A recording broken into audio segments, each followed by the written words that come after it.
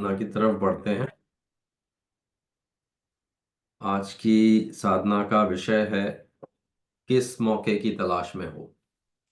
तो इससे पहले कि हम इस विषय के ऊपर ज़्यादा बातें करें, पहले आंखें बंद करके कोमलता से 4 बार ओम का मैं उच्चारण करूंगा, आप भी करिए। अपने हृदय को कोमल बनाएं, इस अवस्था में लाएं कि हम कुछ सुनने की अवस्था में आ सकें। 4 बार ओम का उच्चारण करेंगे, गहरी सांस लेकर, पीठ सीधी रखकर, कोमलता से आंखें बंद। ओम।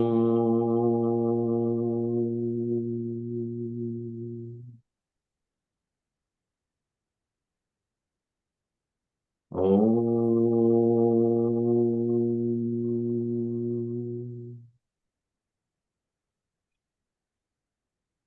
ओम।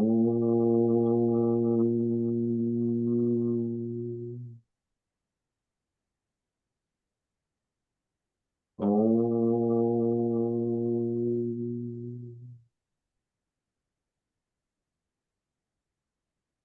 तो आज की साधना हम सबके लिए फलदायक हो सके, प्रोडक्टिव हो सके, बेनिफिशियल हो सके, हम सबकी आत्मा का इससे भला निकल सके, हमारा ध्यान इस अपनी ह्यूमन कंडीशन पे जाए, अपनी अवस्था पे जाए कि हमारे जीवन की क्या दशा है, क्या दिशा है, और उस पे हमें सतत नज़र रखने की ज़रूरत है।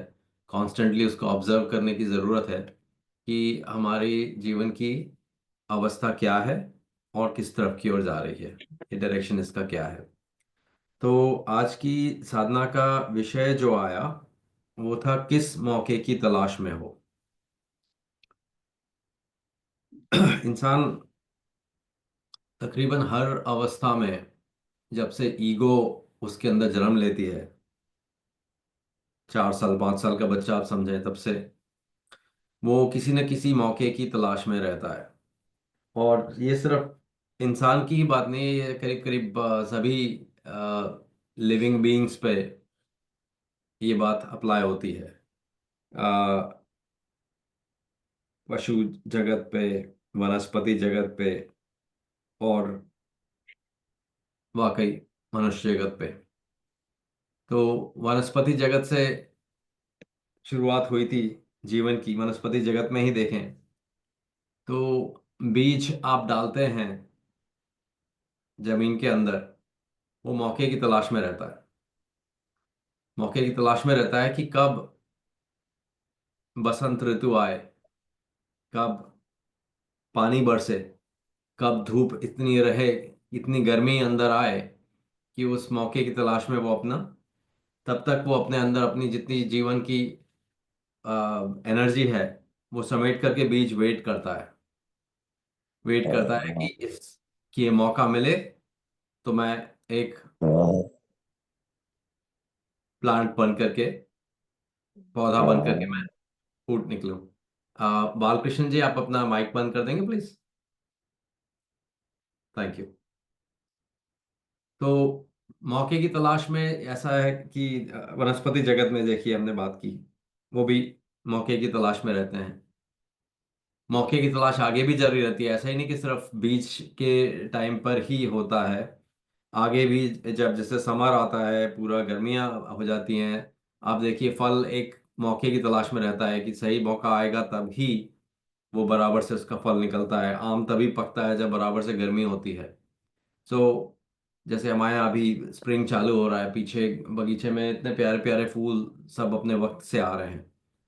हर एक को मौके की तलाश है। हर एक को कुछ जो है ज़्यादा पानी पड़ता है तब वो खिलेगा, कुछ को है कि पानी कम पड़े, ठंड ज़्यादा हो तब वो खिलते हैं।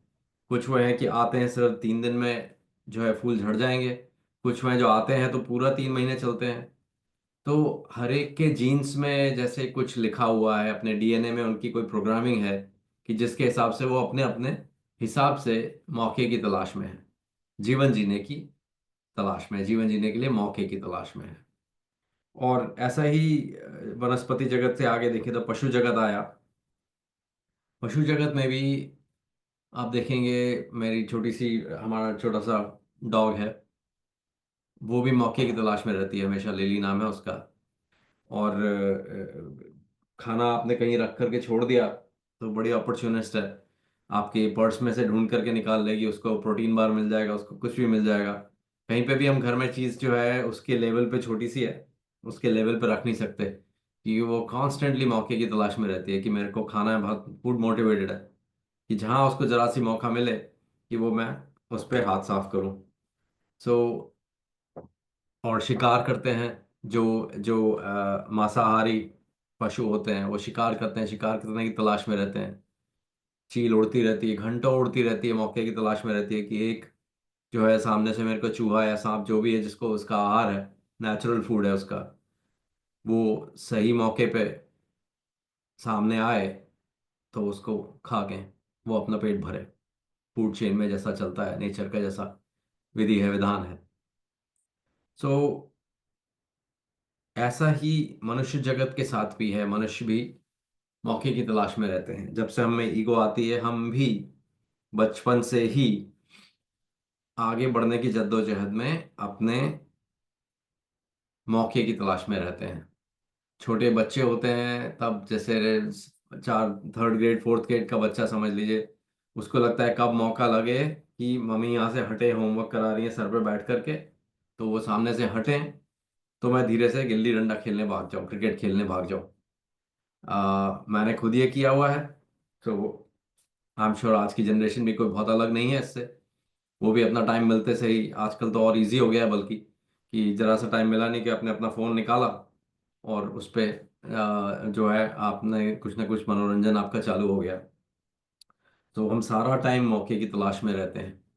और और हर स्टेज पे देखा जाए तो फिर हम किसी न किसी बात पे मौके की तलाश में रहते हैं कि अच्छा अच्छा मेरे को एडमिशन मिल जाए कॉलेज में तो मेरी ज़िंदगी बराबर से चालू हो जाए।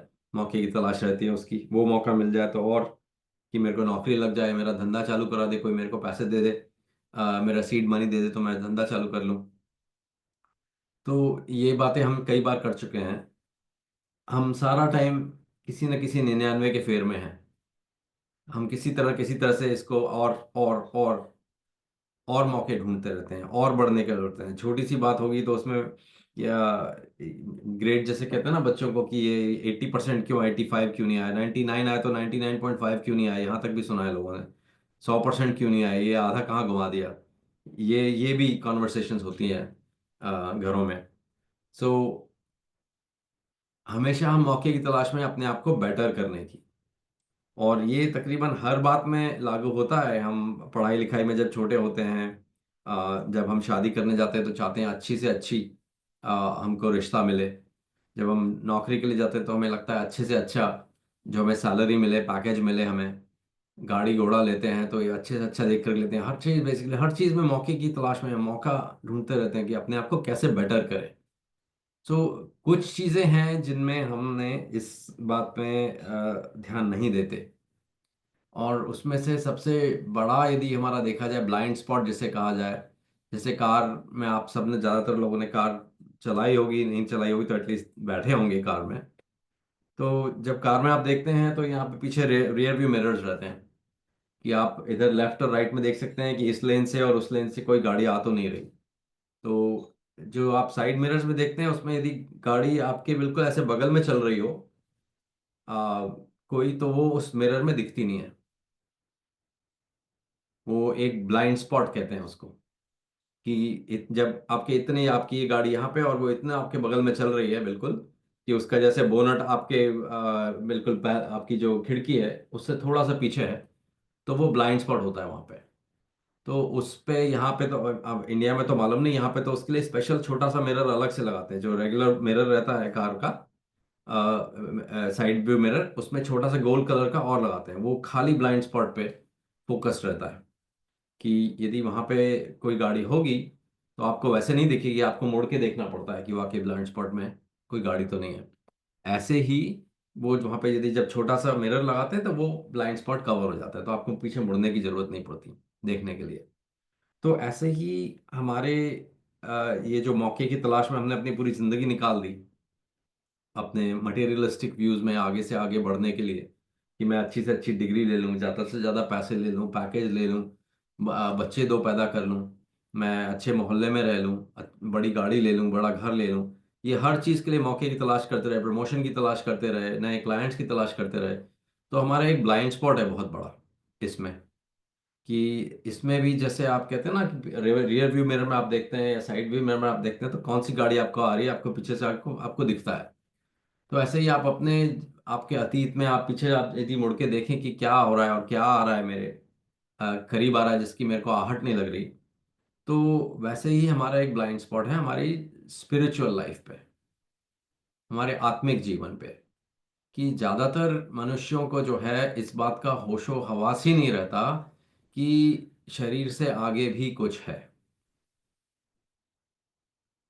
तो हमारी कितनी बड़ी खुशकिस्मती कि हम ऐसे दर पे हैं, ऐसे दर से जुड़े हुए हैं। और इतने खुशकिस्मत हैं कई हम में से तो कि हमारा तो 2-3 पीढ़ियां इसी दर पे से जुड़ी रहीं। तो हमें ये बात तो जैसे खून में ही आ गई हमारे, जो हमारे भगवान ने, भगवान देवात्मा ने, पूजनीय भगवान देवात्मा जो हम लोगों को शिक्षा दी कि आय मनुष्य, तू सिर्फ शरीर ही नहीं वरन तू आत्मा भी है। और न सिर्फ ये कि शरीर और आत्मा है, बल्कि आत्मा मुख्य है, शरीर गौण है। इतना बड़ा ब्लाइंड स्पॉट हमारा हटा दिया। ज्यादातर गाड़ियों में आप देखो जैसे, तो वो छोटा वाला मिरर जो मैं बोल रहा हूँ ना कि एक छोटे से साइड भी मिरर के पीछे एक छोटा सा मिरर लगा रहता है, यहाँ पे भी बहुत ज्यादा नहीं दिखता। लाइक मुश्किल से 5%, इतनी 3 से 4% गाड़ियों में दिखता होगा। तो ऐसे ही हम भी देखें अपने आसपास, इतनी पॉपुलेशन है इंडिया की, इतनी पॉपुलेशन है दुनिया की, मगर ज्यादातरों को ये ब्लाइंड स्पॉट जो है उनकी लाइफ में, मगर उनको एहसास नहीं होता। तो यदि हम ऐसे दर से जुड़े हैं, वो 5% लोगों में है जिनमें ये, भगवान ने वो छोटा शीशा लगा रखा है कि हमको ये दिखाते हैं, सारा टाइम दिखाते रहते हैं कि देखो क्या आ रहा है तुम्हारे पीछे, देखो क्या हो रहा है, तुम्हारी उम्र निकलती जा रही है। ये जो है उम्र, जैसे अपन चलते जाते हैं ना सड़क पे आगे, तुम्हारी उम्र निकलती जा रही है, ये ब्लाइंड स्पॉट जो है तुम्हें मालूम नहीं पड़ रहा है, मगर ये तुम्हें धोखा धोखा दे रहा है, तुम्हारी खुद की नजर तुम्हें धोखा दे रही है। हमें खुद लगता है कि मैं तो, मेरे को तो दिख भी नहीं रहा, हम पल पल बदल रहे हैं, हर क्षण बदल रहे हैं, पर हम देख नहीं पाते अपने खुद का ही फोटो। यदि हम एक एक साल, यहाँ पे कई प्रोजेक्ट कुछ लोगों ने किए, सेम फैमिली और अपने बच्चे का, जैसे एक मेरा कलीग ही है, कोवर्कर है मेरा, वो करता था कि अपने बच्चे का जो है हर बर्थडे पे उसके फोटो लेता है, एक ही टाइप के, जब से बेबी था 1 साल का 2 साल का तब से वो एक ही टाइप की उसको टी शर्ट पहन करके और छोटी सी शॉर्ट्स पहन करके, और उसी जगह पे जहाँ पे घर में जैसे बाहर है लॉन के बाहर, उसी जगह पे रह रहा है आई थिंक करीब 8 12 15 साल से। हर साल एक पिक्चर लेता है और उसको ऐड करता जाता है अपने एल्बम में, और हर साल बर्थडे पे वो उसका जैसे वीडियो जैसे बनाता है इतना सा। पहले पहले तो एल्बम बनाता था, अब तो वीडियो जैसा हो गया कि आप देख सकते हो कि छोटा सा बच्चा वही कपड़े पहना हुआ है, उसी जगह पे खड़ा हुआ है हर साल, और हर साल में सिर्फ एक पिक्चर, तो 15 साल में आपको 2-5 सेकंड भी नहीं लगते वीडियो को निकलते।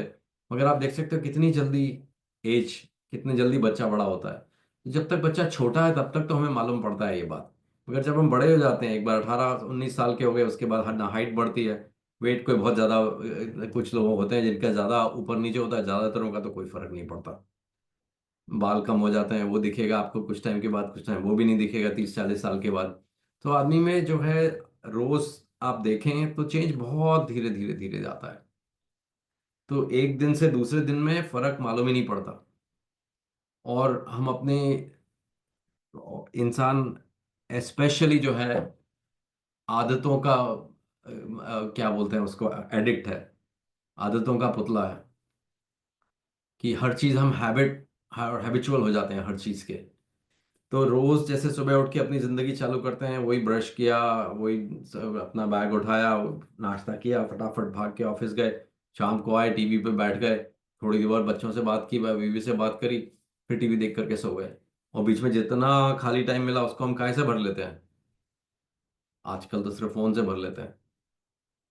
पहले तो बहुत अच्छा था, बाहर जाते थे, खेलते थे, कूदते थे। छोटा था, मुझे याद है भोपाल में पापा करीब करीब हर हर दूसरे तीसरे दिन हम किसी न किसी के घर जाया करते थे। और ना जाते थे जिस दिन, उस दिन कोई ना कोई हमारे घर आया करता था।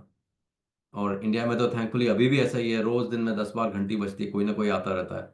हमारे अमेरिका में ये बड़ा क्या क्या बोले कि खराब बात है कि यहाँ पे कोई घंटी बजा के तो आने का सिस्टम ही नहीं है। कोई आता है तो पहले फोन करके पूछता है, या पहले टेक्स्ट करके, आज तक तो फोन भी नहीं करते। कोई फोन पे बात भी नहीं करना चाहता। किसी को फोन करना है तो पहले टेक्स्ट करके पूछते हैं कि फ्री हो के बात करने के लिए, यदि वो हाँ बोलता है तब फोन करते हैं। पहले टेक्स्ट करते हैं कि भाई फोन करो, फिर फोन करके बात करते हैं भाई फ्री है तो मैं आ जाऊं, तब आते हैं। कितने हम लोगों ने गार्ड गेट लगा लिए हैं, कितना हम अपने आप को लोनली करते जा रहे हैं। और इंडिया में अच्छी चीज थी, और इंडिया में भी खत्म होती जा रही है। अब इंडिया में भी आप देखो, आप मेट्रोपॉलिटन सिटीज हैं, दिल्ली है, बॉम्बे है, एनआरआई कॉलोनीज सो कॉल्ड जितनी हैं, पॉश कॉलोनीज जितनी हैं, गार्ड्स लगा रखे हैं, गेट लगा रखे हैं, कोई बाहर से अंदर नहीं आ सकता बिना आपको बताए। अपनी जिंदगी हमने इतनी इंसुलेट और इतनी जैसे प्रोटेक्टेड करके रखी हुई है, जैसे अपने आप को बबल रैप में लपेट करके रखा हुआ है, कि इसमें कोई भी जो है चांस से नहीं आ सकता। हर चीज़ हमसे पूछ करके फिर आएगी कि तुम्हें हमें डिस्टर्ब करने का हक है कि नहीं है। बट जब मैं बड़ा हो रहा था तो ऐसा कुछ नहीं था, जिंदगी आराम से फ्लो होती थी। कोई भी आता था, हम सारा टाइम लोगों से मिलते रहते थे। कितना सोशल लाइफ थी हमारी। और अभी उतनी ही जो है कम हो गई है हर चीज। जितना अब जितना टाइम बचता है, एक तो वैसे ही लोनली बैठे हुए हैं हम लोग, अकेलापन है सबको, भली बोल नहीं रहे। सबके 500-500 फॉलोअर्स हैं फेसबुक पे और इंस्टाग्राम पे और ट्विटर पे। मगर वाकई आपके पे कोई तकलीफ आती है, वाकई आप पे कोई मुसीबत होती है, तो पूछने वाले वही 2 3 4 5 लोग, और आपकी फैमिली, और कोई नहीं। और कई बार तो पहले से भी कम हो गए हैं बल्कि। पहले तो पूरा मोहल्ला आ जाता था, कुछ भी ऊपर नीचे होता था तो। अब तो मेरे ख्याल से इंडिया में भी नहीं होता। अब तो इंडिया में भी नहीं होता नीचे। लाइक जिज्ञासा के लिए देख लिया तो देख लिया, अच्छा नीचे एम्बुलेंस आई है तो देख लिया 2 मिनट, और कि क्या हुआ है करके। बल्कि अभी तो एक वीडियो देख रहा था, लोगों में कितनी लग रहा है मोरालिटी खत्म होती जा रही है, कि किसी को ठोकर लगी, स्कूटर से गिर गया बंदा, और ट्रैफिक जैम हो गया वहां पे, तो उसको वेट कर रहे थे कि भाई आए ऑटो आकर उसको लेकर के जाए साइड में। उतने में लोग चिल्ला रहे हैं, उतने में लोग उसके ऊपर से बगल से उसको जैसे ऑलमोस्ट ठोकर तो नहीं मार रहे मगर ऑलमोस्ट निकलते जा रहे हैं साइड से, गालियां देते हुए उसकी कि क्या गाड़ी चलाने नहीं आती, गिर गया, हम लोग का हमें लेट कर दिया ऑफिस जाने के लिए। कितने अंधे हो गए हैं हम लोग। भाई एक दूसरे से लाइफ कितनी सस्ती है। और यही हम छोटे थे जब, आप देखा जाए और ये सब प्रॉब्लम्स जो हैं है शहर की प्रॉब्लम अनफॉर्चुनेटली। ये गांव में कोई नहीं करेगा। गांव में कोई किसी को बैलगाड़ी से ठोकर लग जाए, वो गिर पड़े, तो पीछे वाले जो बैलगाड़ी वाले हैं वो रोक करके अभी भी आई एम श्योर दौड़ करके आएंगे आपकी मदद करने के लिए। वो बगल से आपकी बैलगाड़ी निकाल के नहीं ले जाएंगे और आपको गाली नहीं दे देंगे कि तेरे को बैलगाड़ी चलाना नहीं आता और तूने कहाँ गड्ढे में उतार दिया और हम लोगों को कर दिया। ऐसा मेरे ख्याल से अभी भी नहीं होता इंडिया में। तो हम जितना, ये शहरों की बीमारियां हैं। और हम लोग, लेकिन मजे की बात ये है, हम लोग किस मौके की तलाश में हैं? हम लोग सब उसी शहर की तरफ जाने की तलाश में हैं। आप किसी भी गांव वाले को पूछोगे भाई तुम अपने बच्चे के लिए क्या चाहते हो, तो कोई नहीं कहता कि मैं गांव में ही वो रहे। सब कहते हैं क्या, ये पढ़े लिखे अच्छा बंदा बने, अच्छी नौकरी मिले इसको, शहर में जा करके बसे। बताओ। उनको सिर्फ अच्छाइयाँ दिख रही हैं, मगर वो ब्लाइंड स्पॉट्स नहीं दिख रहे कि उसमें क्या छूट जाता है जब आप उस शहर की तरफ जाते हो। आपकी ह्यूमन वैल्यूज खत्म हो जाती हैं। आपको जो है एक दूसरे से कंपैशन नहीं रहता आपके लिए, आपके दिन में जैसे दया माया खत्म हो जाती है। आप सिर्फ पैसे के भूखे हो जाते हो। आप उसके लिए रिश्वतें लेने लगते हो पैसे के लिए। आप किसी को पहले छोटी सी होता है कि भाई ये तो खाते पीते घर का लग रहा है, इससे रिश्वत ले लो तो क्या बड़ी बात है। मगर धीरे धीरे जो वो गरीब दिख रहा है तो भी आप उसको कहोगे कि पैसे तो मुझे लेने ही पड़ेंगे, क्योंकि आपके अब तो पूरी सिस्टम बन गया, पाइपलाइन बन गई ना। एक बार मैंने कह दिया कि मैं रिश्वत लेता हूँ, तो फिर तो ऊपर तक का सबका हिस्सा बंधा हुआ है। तो अब मैं चाहूँ भी कि मैं, ये गरीब दिख रहा है, मैं इससे ना लूँ पैसे, इसकी हाय ना लूँ, तो भी फर्क नहीं पड़ता। क्योंकि वो ऊपर 10 तक चेंज हो जा रही है, ऊपर मिनिस्टर तक जा रही है। वो उन्हें तो ना मालूम, अब तो आप उनके लिए एक सिर्फ क्या है, एक मशीन का पुर्जा बन गए हो। उस मशीन के पुर्जे में अब तो गन्ना आया है, गन्ना जाएगा, उसमें से रस निकलेगा। अब भली वो अब पूरा हट्टा कट्टा गन्ना आया जो पहली बार जैसे डालते हैं, या फिर 3 4 बार लपेट के गन्ने की मशीन में लास्ट टाइम डालते हैं ना, उससे एक दो मुश्किल से बूंदें निकलती हैं। आप सब लोगों ने गन्ने की मशीन देखी होगी इंडिया में। उससे कोई फर्क नहीं पड़ता किसी को। अब आप सिर्फ मशीन है, मशीन का एक पुर्जा है, और जो जूस निकलेगा वो ऊपर तक बटेगा। ये फिर वही शहरों की बीमारियां। अभी मैंने एक लेक्चर ऑर्गेनाइज कराया यहाँ पे, बहुत प्यारा इंसान, देशमुख, देशमुख जी हैं, न्यूक्लियर साइंटिस्ट हैं, मगर उनकी बहुत रुझान है हिंदू फिलॉसफी पे, हिंदू लिटरेचर पे, हिंदू हिस्ट्री पे, बहुत बड़े जानकार हैं। सो उनका एक एक बात, मतलब जैसे बुक लिखी है उन्होंने, रामायण सत्य है कि मिथ्या, इस पे बुक लिखी है उन्होंने, और हो गए 10-12 साल उस बात को। मगर उनसे कोई भी क्वेश्चन पूछें आप, उसका ऐसे आराम से बिल्कुल जैसे नॉर्मल सी टोन में, आवाज़ में जवाब देते हैं। और मगर बहुत सटीक बात, एग्जाम्पल्स के साथ, एविडेंस के साथ बता रहे थे। तो 2 लेक्चर्स ऑर्गेनाइज कराए उनके, बहुत मज़ा आया, बहुत नई चीज़ें जानने को, समझने को मिली। कितनी चीज़ें जो हम सिर्फ रिचुअल्स करके हम लोगों ने कह दिया कि ये सब गलत है और ये सब मिथ्या है। May be part of it जो है मिथ्या था। भगवान ने जो बताया गलत नहीं बताया, भगवान ने भी बहुत अच्छी बातें बताई इस बारे में, कि सिर्फ सिर्फ रिचुअल्स में अटक के मत रह जाओ, उनके पीछे का भाव जानने की कोशिश करो। मगर हम ना तो रिचुअल्स में रह गए और ना हम भाव जानने में रह गए। तो कई बार मेरे को लगता है हम ये सद्धर्म वाले जो अपने सिस्टम में, या देव समाज के जो सिस्टम में है, अ, कुछ बातों में तो हम ना घर के रहे ना घाट के, क्योंकि हमने रिचुअल्स भी छोड़ दिए और उनके पीछे भाव जो थे वो भी छोड़ दिया। और हमें बचा क्या रह गया हम में सिर्फ, और वो सिर्फ उसकी गुठली बची रह गई, वो सिर्फ दम रह गया, वो सिर्फ अहंकार रह गया कि हम रिचुअल्स नहीं करते। मगर रिचुअल्स यदि आपको रिसर्च करते और रिसर्च आपको मालूम पड़ता कि रिचुअल्स क्यों कर रहे हैं, उसके पीछे कोई वैल्यू होती, और यदि आपको बताई जाती और यदि आपको समझ में आती, तो भगवान ने तो खुद कहा था ना कि ठोक बजा के देखो हर चीज को, और कोई नहीं देता। बहुत कम होंगे ऐसे गुरु जो कि कहेंगे कि जाओ मेरी शिक्षा को ठोक बजा के देखो, ये से खरी उतरेंगे, और खरी ना उतरे तो बदल लेना। ये हमने पहले भी लास्ट 2 हफ्ते पहले जो बात करी थी मैंने, उसी बात पे फिर से थोड़ी सी जैसे हिंट है कि अपने आप को, जो ब्लाइंड स्पॉट्स हैं यदि हमारे, और भगवान ने इतना बड़ा ब्लाइंड स्पॉट जो हटाया, जो था कि आत्मा, भगवान की फिलॉसफी ही पूरी आत्मा पे थी। भगवान का पूरे शरीर का, पूरे जो उनके जीवन का निचोड़ जो था वही था, वो आत्मा पे था। कि आत्मा के शफा करे, आत्मा के डॉक्टर हैं, आत्मा की बीमारियां दिखती हैं, आत्मा की खूबियां अच्छाइयां दिखती हैं, उनकी आत्मा की उम्र दिखती है उनको, आत्मा कैसे घटती है, बढ़ती है, उसकी अवस्था क्या है, ये भगवान को दिखता था। ये टेम्परेचर सिर्फ सामने आकर के वो एक्सरे कर सकते थे कि भाई इस आत्मा में कितनी जान है, कितनी जान नहीं है।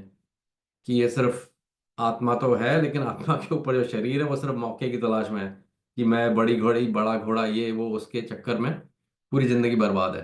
कितना बड़ा ब्लाइंड स्पॉट जो भगवान ने हमारा हटाया, कितना हमें उनके लिए थैंकफुल होने की जरूरत है। और इसीलिए जो हमने भजन गाया था ना, कि देते हैं धन्यवाद तुम्हें मेरे दिल के सारे उद्गार, धन्य धन करके हम पूरी जिंदगी निकल जाए हमें इसी इसी एक बात के लिए ये थैंक यू देते हुए, कि ये इतना बड़ा ब्लाइंड स्पॉट हमारा हटाया भगवान ने, कि हमें बचपन से ही ये सिखा दिया कि तू सिर्फ शरीर नहीं है, सिर्फ शरीर पे मत ध्यान रख, सिर्फ इसको जो है सुंदर बनाने में, मतलब आत्मा सुंदर है या खराब है, उस पर भी फोकस होना चाहिए।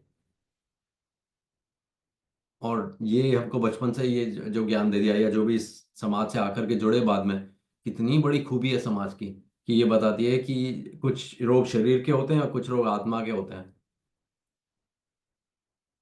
तो काम, क्रोध, मोह, ये आत्मा के रोग हैं। यदि ये रोग लगे हुए हैं तो उसमें शरीर को कष्ट देने की जरूरत नहीं है, कि उसमें उठापटक कर ली, रिचुअल्स ली, तो उससे नहीं छूटेगा। किसी को गुस्सा आया है तो वो उसमें वो शरीर को ठंडा पानी डालने से ठीक नहीं होगा, वो आत्मा का रोग है। ईर्ष्या है, द्वेष है, ये आत्मा के रोग हैं, ये भगवान ने दिखाया मेरे। किसी से जलन हो रही है, किसी से कुड़न हो रही है यदि, तो वो साबुन से शरीर धोने से नहीं जाएगी। या सिर्फ किसी नदी नाले में, सॉरी नाला तो नहीं बोलना चाहिए, गलत तो शब्द यूज कर रहा हूं मैं, किसी समुंदर में जाकर के, किसी पवित्र स्थान में जाकर के, किसी तालाब में जाकर के, किसी अच्छी सी नदी में जाकर के डुबकी मारने से भी शायद वो ठीक नहीं होगी, क्योंकि वो आत्मा का रोग है। हाँ, मगर वहां जाकर के डुबकी लगाने का कोई तात्पर्य था, यदि है आपके अंदर वाकई खोज करने की ताकत है, खोज करने की जिज्ञासा है, तो आप जाके पूछिए ऐसे लोगों से। जैसे मैं अभी ये देशमुख जी का जिक्र कर रहा था, जो मुझे बता रहे थे इतनी चीजें जो रिचुअल्स के पीछे हैं, कि आई वॉज अमेज्ड कि हम लोग तो इनको सिर्फ ये कह करके कहते हैं कि ये नहीं करना चाहिए, ये तो ये सब मिथ्या है। पर हो सकता है ज्यादातर मिथ्या हो, मगर उसमें जो सच था, यदि कोई सच वो दिखा रहा है, तो वो सच हमें देखना चाहिए। और यदि नहीं देखते तो हम अपने भगवान के साथ दगा कर रहे हैं, हम अपने भगवान के साथ धोखेबाजी कर रहे हैं। क्योंकि हमें इस बात का घमंड आ गया, हमें इस बात का अहंकार आ गया है कि हम तो मिथ्या से ऊपर हैं। हमने 8 मोटे पाप छोड़ दिए, हम इन सब से ऊपर हैं, सारी ये दुनिया हमसे नीचे हो गई। तो हम अहम के चरखे बन गए। ये अहम का चरखा चरखा बनने तो भगवान ने नहीं कहा था। भगवान ने कहा था पूरे मासेस के लिए, भाई ठीक है, यदि तुम जब तक तुम्हारा अपना विवेक इतना डेवलप ना हो जाए कि तुम अच्छे बुरे की पूरी तरह से पहचान कर सको, तब तक ये 8 मोटे पाप तो छोड़ो, रिश्वत लेना तो छोड़ो। जो एक बात हम पहले जिक्र कर रहे थे कि ये तो छोड़ दो, कम से कम इतने ही नहीं, तुम्हारी आत्मा का इतना भला हो जाएगा, ये इतना बड़ा ब्लाइंड स्पॉट भगवान माने बोला ये हट जाएगा, कि तुम नॉर्मल लोगों से तो 30 40 50% लोगों से बेटर हो जाओगे। और इतने वृत्तांत, इतने अच्छे अच्छे सेवक जो हुए भगवान के, उन्होंने अपना जीवन हमारे सामने रोल मॉडल की तरह रखा। पर अब इतनी खुशकिस्मती थी हमारी कि ऐसा दर मिला, ऐसी लॉटरी लगी हमें। मगर उसका ही दूसरी तरफ देखा जाए तो बदकिस्मती भी उतनी ही बोली जाएगी हमारी, कि हम वो उस बात को तो भूल ही गए कि भगवान ने कहा था यहाँ रुक मत जाना, कि रुका हुआ पानी में हमेशा काई लग जाएगी। क्यों लगेगी? क्योंकि ये नेचर का लॉ है, ये नेचर का नियम है कि रुके हुए पानी में काई लग जाएगी।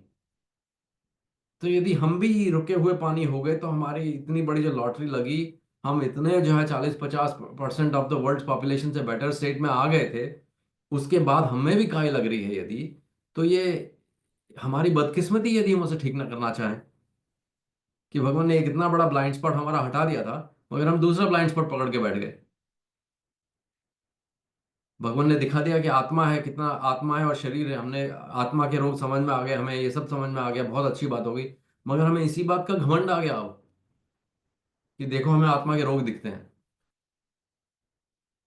यदि हम सारा टाइम फूले हुए इस बात पे घूमते रहे, ढिंडोरा पीटते रहे कि हमें आत्मा के रोग दिखते हैं, पर तुम सब अंधे हो।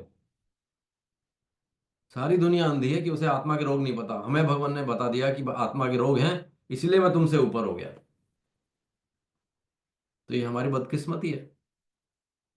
कितनी खुशकिस्मती थी कि खजाना मिला, और कितनी बदकिस्मती है कि उसको हमने किन बातों में खर्च कर रहे हैं हम। और भगवान ने हमें दिया था यदि ये ज्ञान, तो किसके लिए दिया था?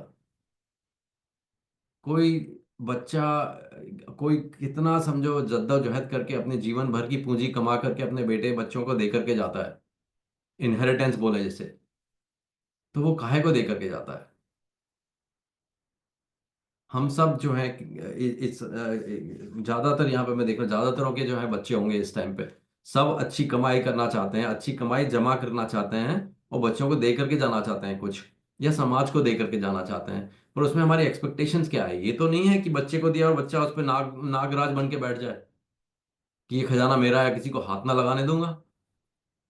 नहीं, किसी भी माँ बाप की इच्छा यदि पैसे कमा करके देके गए हैं अगली जनरेशन को, तो एक्सपेक्टेशन यही रहती है कि आप इसको लेकर के, इस कैपिटल को लेकर के और बढ़ाओ। हर बच्चा, हर बाप चाहता है, हर माँ बाप चाहते हैं कि वो उनसे, उनका बेटा बेटी उससे आगे निकले। कि मैं सिर्फ गांव में था, फिर मैं 5वीं पास था, तो मेरा बच्चा जो हाई स्कूल पढ़ जाए कम से कम, मेरी बच्ची कम से कम इंटर कर ले, है ना? कि मैं यदि बाबू था तो ये कोई अफसर बन जाए।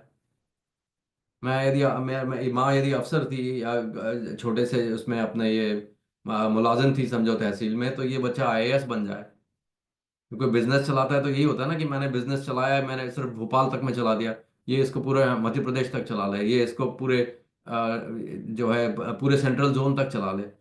हर स्टेज पे देखो आप, जो भी आप देखोगे, माँ बाप यदि कुछ कमा करके, कुछ कमाई छोड़ करके जाते हैं, तो उनकी एक्सपेक्टेशन यही है कि आप इसको बढ़ाओगे और फैलाओगे। ये नहीं कि उसको दबाव करके बैठा करके बंद करके बैठ जाओगे संदूक में ताला लगा के कि ये मेरा खजाना है, और क्योंकि मेरे पास एक खजाना है इसलिए तुम सब लोग मेरे से गरीब हो।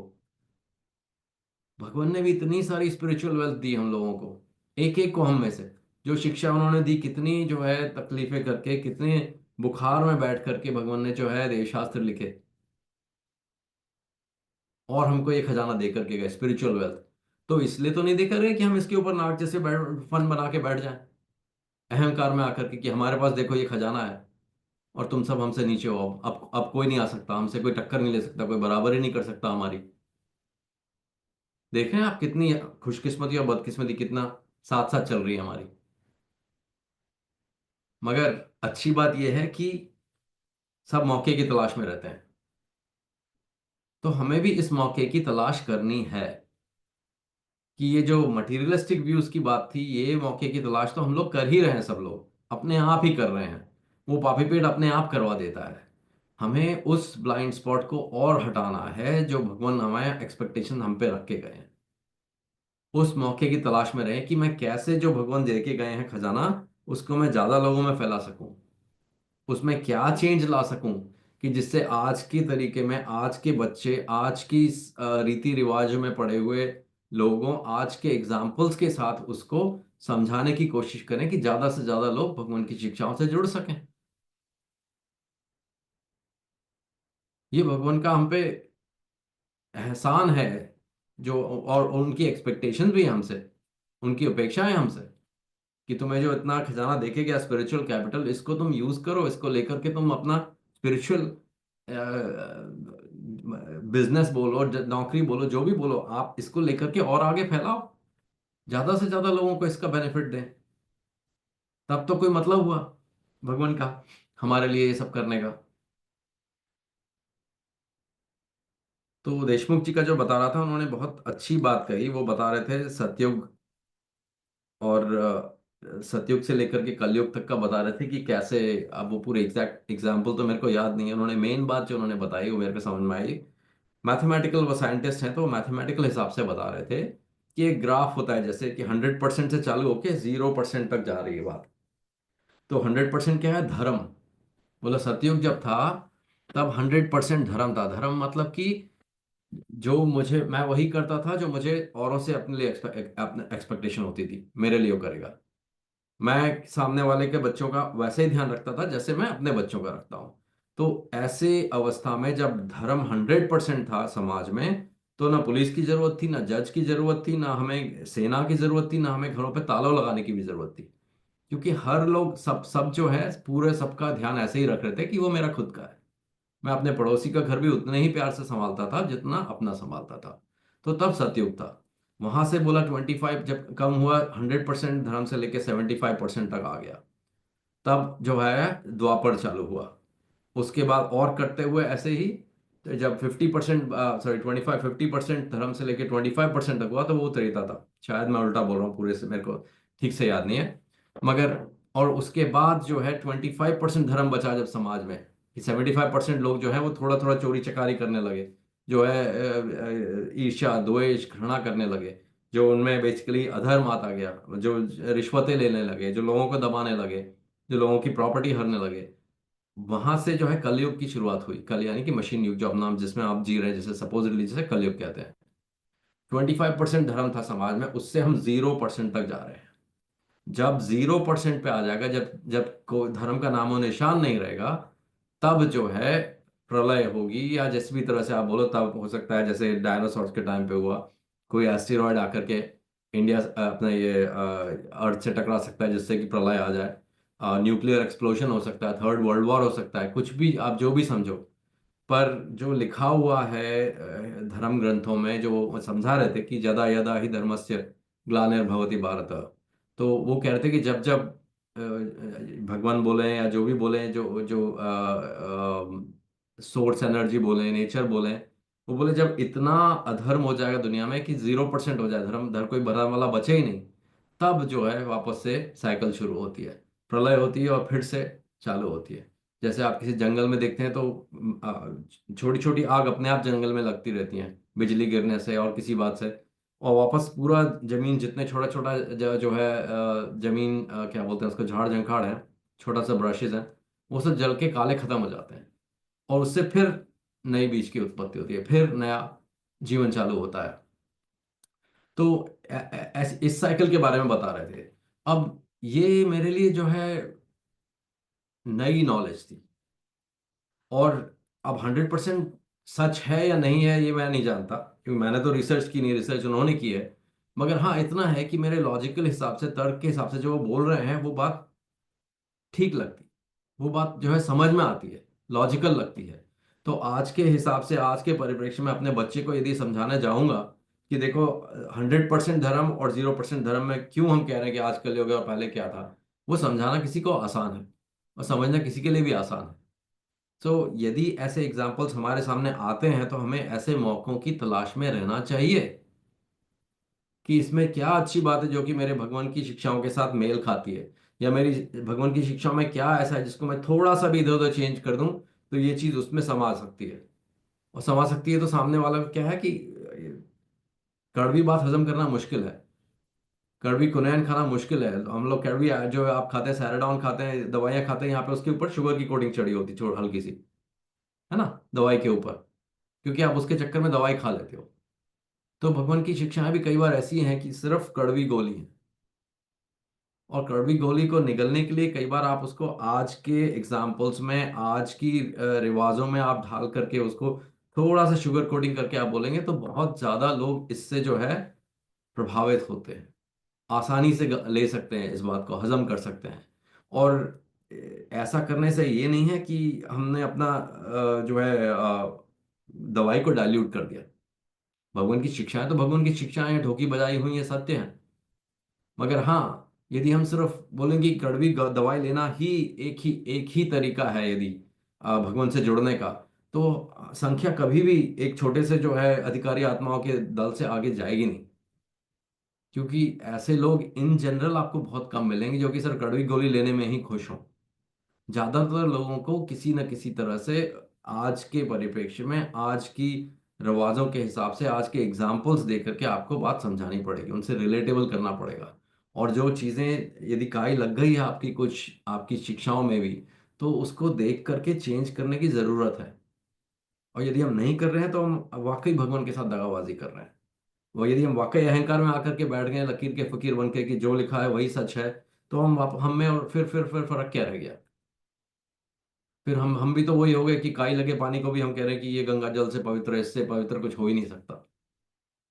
तो हमें विवेक दिया है भगवान ने, और हमें ये चॉइस दी है भगवान ने, इतना बड़ा अधिकार दिया है हमारे भगवान ने कि शिक्षाओं से जुड़ो, मुझसे जुड़ो।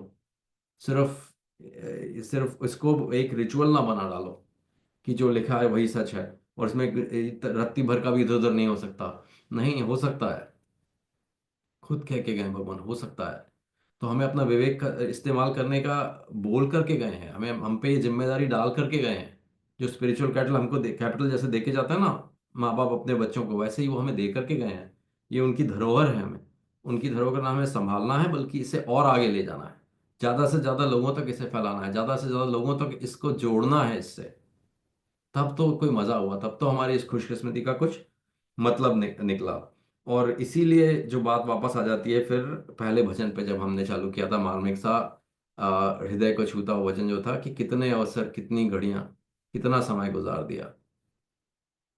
तो इतना वक्त हमने गुजार दिया, उम्र दराज हो चले हैं, अभी भी हम यदि सिर्फ मौके की तलाश में है कि अपना बड़ा घर और बड़ा गाड़ी और बड़ा घोड़ा, तो हमसे बदकिस्मत कोई नहीं है। तो हम वाकई अपनी खुशकिस्मती को पहचाने, और इस मौके की तलाश में रहे कि कैसे भगवान की जो अच्छी टीचिंग्स थी, जो वाकई जो उन्होंने जो शिक्षाएं दी हैं, आत्मा का ज्ञान दिया है, उसे मैं ज़्यादा से ज़्यादा लोगों तक पहुंचा सकूं, ज़्यादा से ज़्यादा लोगों तक आज के लैंग्वेज में पहुंचा सकूं, आज के एग्जाम्पल्स दे करके समझा सकूं, आज के रिवाजों के साथ समझा सकूं, ताकि लोग ज़्यादा से ज़्यादा जुड़ सकें, ज़्यादा से ज़्यादा भला कर सकें उस जो भगवान जो दवाई दे करके गए हैं उस दवाई से। हमें जो ये जो बीमारियां हैं हमारे अंदर, आत्मा की बीमारियां, उसको हटाने के जो तरीके बताए भगवान ने, इतने मोटे धर्म ग्रंथ है, उसमें से यदि 4 5 6 पन्ने चेंज करने की जरूरत है तो वो चेंज करना चाहिए हमें। वो यदि नहीं करेंगे तो बच्चे हमारे यही मानेंगे कि सभी गलत है, ये पूरे चारों धर्म ग्रंथ आपके गलत है, क्योंकि आप ये नहीं मान रहे कि उसमें 6 पन्ने गलत है। सो हम सब देख चुके हैं और धर्मों के साथ यही बातें हो चुकी हैं। यदि हम वाकई फिर अपने धर्म के साथ भी यही इसी लकीर के फकीर बन के बैठ जाएंगे तो फिर बात वही आ जाती है कि ये हमारी बदकिस्मती होगी, ये हमारी खुशकिस्मती नहीं होगी। कि भगवान के दर से जुड़ना वाकई बहुत बड़ी खुशकिस्मती थी, मगर उस धरोहर को पहचानना और उस अमानत में खयानत न करना, भगवान ने हमें ये अमानत सौंपी है कि इसको संभालो, ये शिक्षा जो दी है इसको आगे इसको आगे जो है आज के जो साइंस ने जो चीज़ प्रूव कर दी आज के हिसाब से उसको चेंज करो इसको। और इस जैसे कहते हैं ना प्रोडक्ट के इटरेशंस आते रहते हैं, आईफोन नया खरीदते रहते हैं आप, नया आईफोन आ गया, आईफोन 12 आ गया, 13 आ गया, 14 आ गया। बेसिक तो आईफोन वही का वही है, उसमें थोड़ी बहुत चेंजें फेरबदल आते रहते हैं आज के हिसाब से, जिससे कि आपको कि जो चीज़ प्रूव हो गई कि अब ये चीज़ सच हो गई है और अब ये चीज़ ज़रूरत है समाज की, वो आप उसमें ऐड करते चलो। ये जो है न करेंगे तो आप अमानत में खयानत कर रहे हैं। फिर अब हम फिर वही आज भी वही फ्लिप फोन पकड़ के बैठे रहेंगे क्या? आज भी हम डायल वाला फोन तो नहीं बैठे रखे, हम लेटेस्ट से लेटेस्ट आईफोन और एंड्रॉयड लेके घूम रहे हैं। तो जो ब्लाइंड स्पॉट जो है हमारा भगवान ने हटाया है, उस पे अब ज़्यादा से ज़्यादा ध्यान देने की ज़रूरत है कि हमें और कोई नया ब्लाइंड स्पॉट ना डेवलप कर लें अपने जीवन में। सो भगवान की का बहुत बड़ा उपकार है हम पर कि इतनी अच्छी शिक्षाएं दे करके गए हैं हमको, इतना हमारे भले का मार्ग प्रशस्त करके गए हैं, तो उस पर मैं चल सकूं और उनकी इस बहुत बड़ी धरोहर को बहुत अच्छे से संभाल सकूं और उस अमानत में खयानत ना करूं। ये मेरी अपने लिए और आप सबके लिए प्रार्थना है। बस यहीं पे मैं अपनी वाणी को विराम देता हूँ। आप सबका बहुत बहुत शुभ। बहुत बहुत धन्यवाद श्रीमान जी, बहुत सुंदर उद्बोधन। मैं तो ना जैसे ना स्पीचलेस हो गया हूँ। इतना भगवान ने कितनी कृपा की है, हमें कब समझाएगी। भगवान भगवान ने हमें कितना पॉजिटिव रहने के लिए कितने सुंदर दृष्टांत दिए हैं, कैसा सुंदर जीवन जिया है, कैसा सुंदर शिक्षा दी है, कैसे सुंदर कितने हितकर कितने उपकारी धर्म संबंधी पैदा कर दिए। वो उर्दू का एक शेर है कि अकल बारीक हुई जाती है, रूह तारीक हुई जाती है। तारीक का मतलब अंधकार में होती जा रही है। जो जो अकल मनुष्य की बढ़ती जा रही है, त्यों त्यों वो अकल के दम पे चलने की कोशिश करता है और अधिक से अधिक नीच बनता जाता है। भूनि भगवान ने हमें भावों के स्तर पर भी जीना सिखाया है। अकल का भगवान ने कहीं विरोध नहीं किया, वो कहते हैं इसको सही, इसका सदुपयोग करना सीखे, पॉजिटिव रहे, और जो कुछ खराब से खराब हालात में बेस्ट है उसको सिलेक्ट करना सीखे, उसको चूज करना सीखे। तो बहुत बहुत धन्यवाद, बहुत बहुत धन्यवाद। भगवान का जितना धन्यवाद दें उतना कम है। हमें ऐसे ऐसे प्रभा मंडल में ला बिठाया, हमें ऐसे सिस्टम में पिरो दिया कि जाने अनजाने, चाहे अनचाहे हमारा भला होता रहे, बुराई से हम बचते रहे। जितना भगवान को धन्यवाद दें उतना कम है, जितना उन पर बलिहार जाए उतना कम है। और कितने नहीं। भव्य शिक्षा, हमारी जो मूल, जो हमारा हित है, वह भगवान के सिवाय और किसी को दिखाई नहीं दिया। कितनी हमारे पे भगवान की कृपा है, अब भी हमें कहाँ से निकाल कर लाए हैं और हमें कहाँ लाकर बिठा दिया। कितना हमें नए युग में, नए युग में और अधिक से अधिक नए विचारों में जो सुंदरता है, उसको शीघ्र से शीघ्र अपनाने के लिए हमें कुछ ना कुछ योग्यता प्रदान की है। परलोक परलोक से दृश्यों में कितने सुंदर सुंदर संदेश हैं और कितने उनके अंदर नवीन बातें हैं। और पुराने युग में जो सुंदर बातें थी, रस्म और रिवाज में भी इंसान अगर कई बार रस्म रिवाज ऐसी होते हैं, अगर उनको भी थोड़ा बहुत अडॉप्ट करता रहे सत्य ज्ञान के साथ, शुभ के भाव के साथ, तो उसकी एकाग्रता भंग नहीं होती, एक तरफ जुड़ जाती है। तो कुछ समय के लिए उसको भी हम जारी रख सकते हैं। फिर जब हमें लगे कि वो फालतू बोझ है, उससे कुछ लाभ नहीं, तो उसको छोड़ सकते हैं। लेकिन अगर उसके साथ साथ हम अपनी एकाग्रता बना के रख सके तो हमें और क्या चाहिए। पुण्यवान की छवि के आगे हम काहे के लिए बैठते हैं। देखने वाला दूसरे हमें भी कह देंगे तुम रस्मी पूरी करते हो, मूर्ति रख ली या छवि रख ली, बात तो एक ही है। हमारी एकाग्रता बनती है, एकाग्रता बनती है तो बाकी तरफ से ध्यान हटके भगवान की शिक्षा की ओर, वो जो हमें कुछ देना चाहते हैं उसकी ओर हमारा जाने का हमारा सौभाग्य बनता है। सबका शुभ हो, सबका भला हो। बहुत बहुत धन्यवाद। अंजू बहन जी, आप कुछ कहना चाहती हैं? शुभ हो आपका। सदैव की जय। एक शुभ रखें हो। भी जाएंगे। आज मेरे को एक बात अनुराग जी की सभा से बहुत क्लियर हो गई कि हम रिचुअल्स को खाली रिचुअल्स ही समझ के छोड़ देते हैं। अभी जो मेरे साथ कुछ लोग जुड़े हुए हैं, तो जैसे ही हम उसमें आते हैं तो वो राधे राधे बोलते हैं। तो मैंने उनको बोला कि हाँ भाई, बोला राधे राधे ठीक है। एक दो बार मैंने भी शुभ हो भी बोला, तो वो भी बोलते हैं। लेकिन उसके बाद जैसे ही थोड़ा सा मैं भगवान के ध्यान में जाती हूँ तो मेरे को कुछ और ही बदल जाता है। तो उनको मैंने बोला कि आप राधे राधे बोलते हो, क्या इसको जीते हो? तो वो बोले जीते हैं मतलब क्या हुआ? तो मैंने उनको बोला कि जब आप राधे राधे बोल रहे हो तो राधा ने कृष्ण के अलावा किसी को स्वीकार नहीं किया। अपने उसमें भी अ, अपने ख्याल में भी उनको कभी और किसी पर्सन को स्वीकार नहीं किया। तो आप राधा राधा बोलने के तब हकदार हैं जब आपके जीवन में केवल और केवल आपके पति के अलावा कोई दूसरा मनुष्य की लहर भी नहीं चल जाती है। तो वाकई उनको बात बहुत अच्छी लगी। और बहुत वो इस बात से मतलब उनको लाभ हुआ कि कहते हाँ, अब हमें इस बात का भी ध्यान रखना होगा कि राधा राधा बोलना नहीं, जीना है। तो इससे मतलब एक मेरे को ऐसा लगा कि एक द्वार खुल गया कि हमें अपने पति के प्रति कितना समर्पित होना है। क्या तो आजकल सुन रहे हैं, क्या ड्रम में डाल के वो इतने टुकड़ों में डाल दे रहे हैं पति को। और अगर आपके अंदर ये राधा वाला स्वरूप है तो आप अपने पति को कई गलतियों के लिए माफ भी करेंगे, कई उनसे वो भी करेंगे, क्योंकि आप इतने प्रेम में होंगे उनके कि उनके अलावा आपको कोई दूसरा इंसान दिखाई नहीं देगा।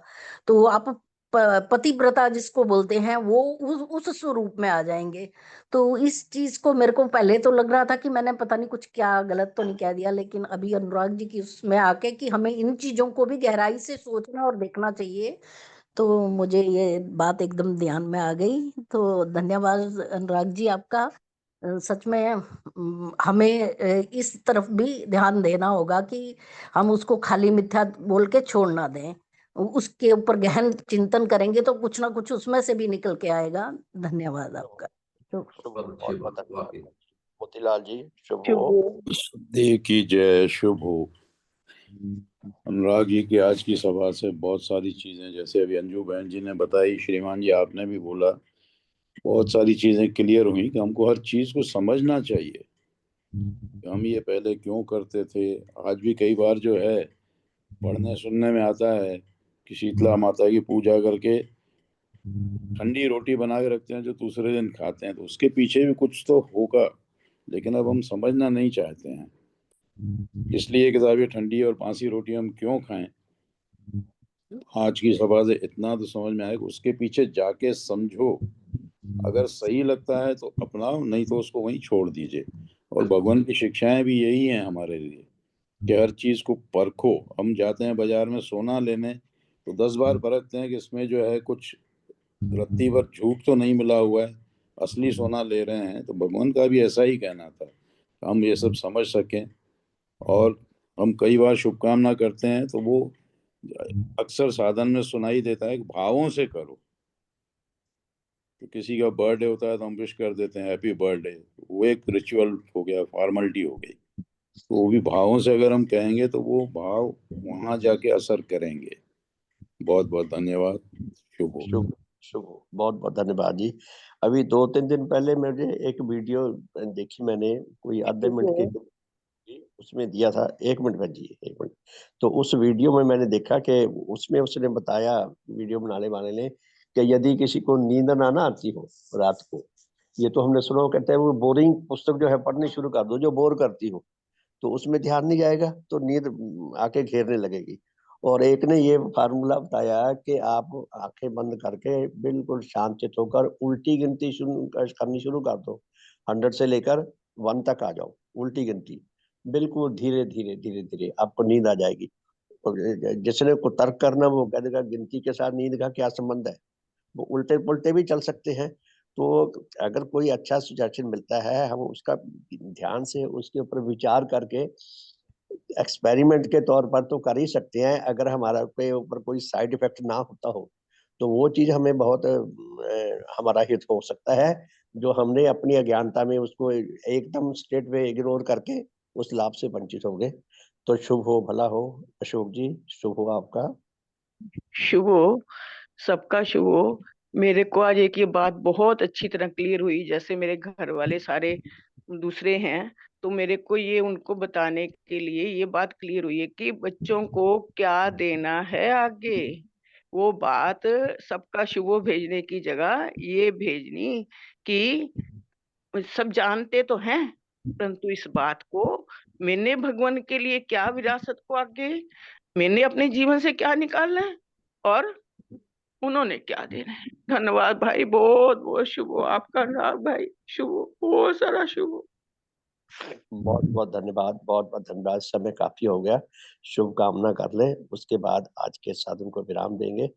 बहुत बहुत धन्यवाद। आपके भावों का बहुत सारे साथियों में और भी भाव उठ रहे होंगे, आप चाहें तो लिख कर भी भेज सकते हैं, तो उनको फिर उसमें पत्रिका में भी छापा जा सकता है, और भी औरों के भी पढ़ने में उनके लिए भी भले का मार्ग खुल सकता है। तो बहुत बहुत धन्यवाद, शुभकामना करके आज के साधन को विराम देंगे।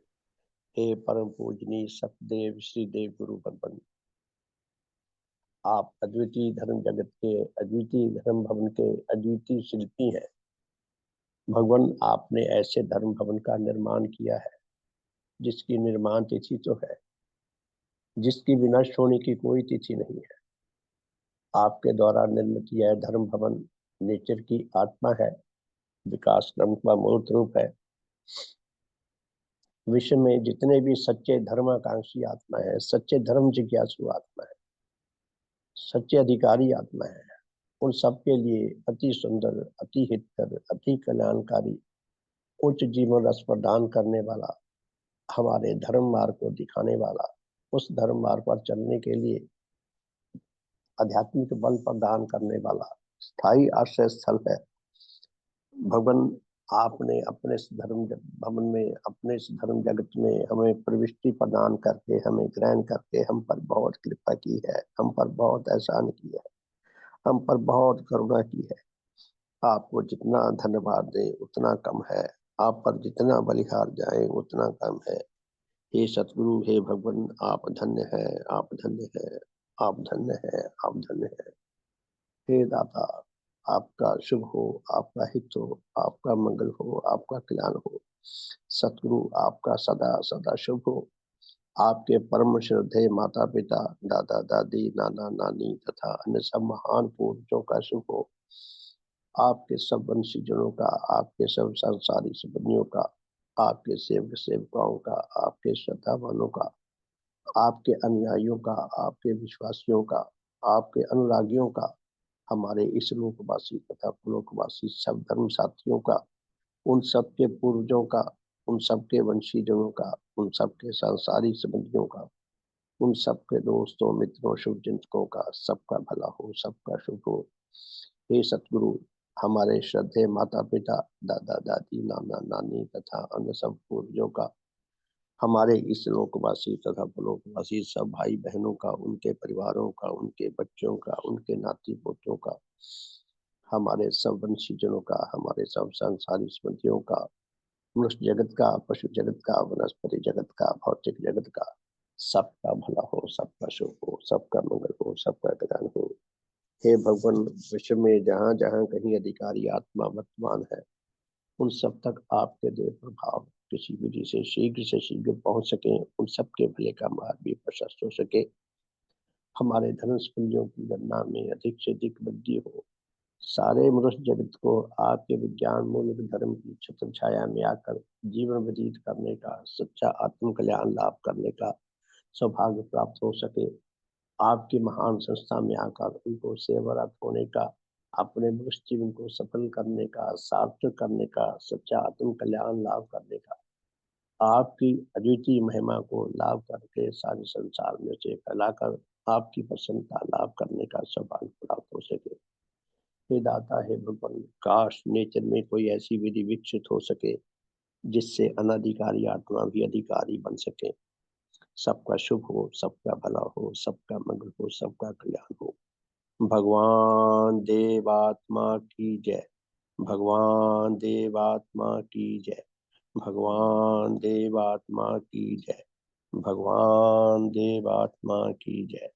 सबका शुभ हो, सबका हित हो, सबका मंगल हो, सबका कल्याण हो, हमारे शुभ परिवार का शुभ हो।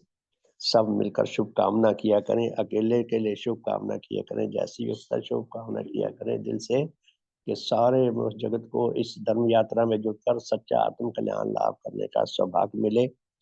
हम सब में उच्च प्रेम आए, उच्च एकता आए, उच्च मेल आए। परम पूज्य भगवान देवात्मा की अद्वितीय कृपा हम पर निरंतर बरस रही है। हम उसका अधिक से अधिक सदुपयोग करके अपना भला करने, औरों के लिए कुछ ना कुछ हितकर बनने के योग्य हो सके, ऐसे संग्राम में सफल हो सके। सबका शुभ हो, सबका भला हो। बहुत बहुत धन्यवाद। तो कल फिर मिलेंगे जी, इसी समय 5:30 बजे। शाम का और रात्रि का साधन स्थगित रहेगा। नहीं सॉरी, माफ करना, आज तो 2 तारीख है। हाँ, आज तो होगा, शाम को 6 बजे सभा होगी। माफ करना, मैं भूल जाता हूँ। और रात को जो है भजनों का साधन, ना सॉरी, इसका साधन होगा, शायद राजविंदर जी का है, तो आज चलेगा। फिर कल सुबह हम मिलेंगे 5:30 बजे। बहुत बहुत धन्यवाद। सबका शुभ हो। सुप्रभात। बहुत बहुत धन्यवाद।